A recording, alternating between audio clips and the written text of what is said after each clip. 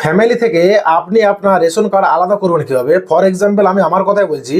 আমি ধরুন এখন আমার রেশন কার্ডে যে হেড অফ দ্য ফ্যামিলি তিনি হচ্ছে আমার বাবা। তো সেখান থেকে যদি আমি আমার ফ্যামিলি রেশন কার্ড আলাদা করতে চাই, তো প্রসেসটা কি? আপনি অনলাইনের মাধ্যমে বাড়িতে বসে করতে পারবেন।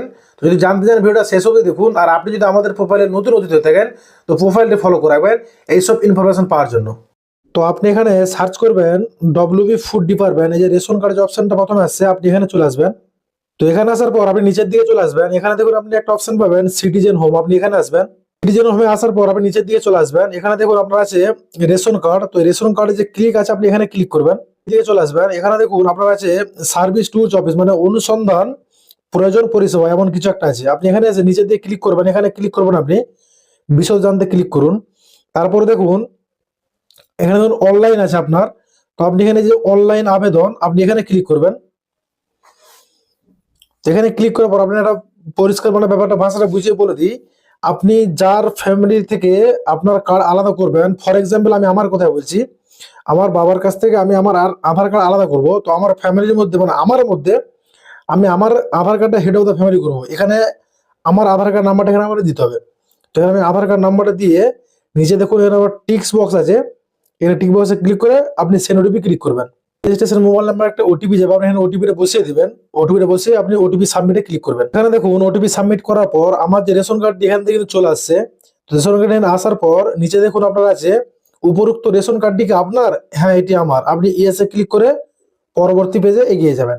এই পেজে আসার পর আপনি নিচেতে নেমে আসতে হবে। নিচেতে নেমে আসলে এখানে দেখতে পাবেন অনলাইন ফর্ম সেবা, আপনাকে অ্যারোতে ক্লিক করতে হবে। এখানে আপনাকে ফর্ম নম্বর 13 আপনাকে সিলেক্ট করতে হবে। এখানে দেখুন পরিবার বিভাজন এর ক্ষেত্রে পরিবার বিভাজন করা যাবে না, তার ক্ষেত্রে এ ওয়াই মানে এটা হচ্ছে আপনার এই যে প্রথমে কারেন্ট নাম্বার এ ওয়াই এটা আপনি করতে পারবেন না, বাকি আপনি সব কার করতে পারবেন। তবে এখানে ক্লিক করবেন। তো এই পেজে আসার পর এখানে আপনার আধার নাম্বারটি থাকবে, আপনার ফোন নাম্বারটি থাকবে, আপনি নেক্সট মানে পরবর্তী আপনি ক্লিক করবেন। আর আপনার অ্যাপ্লিকেশন যে ফর্ম এন্ট্রি আবেদনপত্রটি আপনার সব ফ্যামিলি মেম্বারের রেশন কার্ড দেখাবে। তবে নিচেতে নেমে চলে আসবেন। এখানে আসার পর আপনাকে আবার পরবর্তী পেজে এখানে আপনাকে ক্লিক করতে হবে। এই পেজে আসার পর আপনি এটি ভালো করে পড়ে নেবেন যে আপনি যে পরিবারের সদস্যদের স্থানান্তর করতে চান তা নির্বাচন করুন। মানে আপনি যাদের রেশন কার্ড আলাদা করবেন তাদেরকে বাদ দিয়ে ঠিক বিপরীতটা আপনি এখানে সিলেক্ট করবেন। তবে আমি সিলেক্ট করে নিচ্ছি। তো সিলেক্ট এখানে হয়ে গেলে আপনাকে নিচের দিয়ে নেমে আসতে হবে। এখানে দেখুন আপনি যে কার্ডগুলো আলাদা করেছেন সেখান থেকে আপনার এখানে যে কার্ডগুলো চলে আসছে, আপনি যে এখানে পরবর্তী ধাপ আছে আপনি এখানে ক্লিক করবেন। এখানে ক্লিক করার পর আপনাকে নিচেতে নেমে আসতে হবে।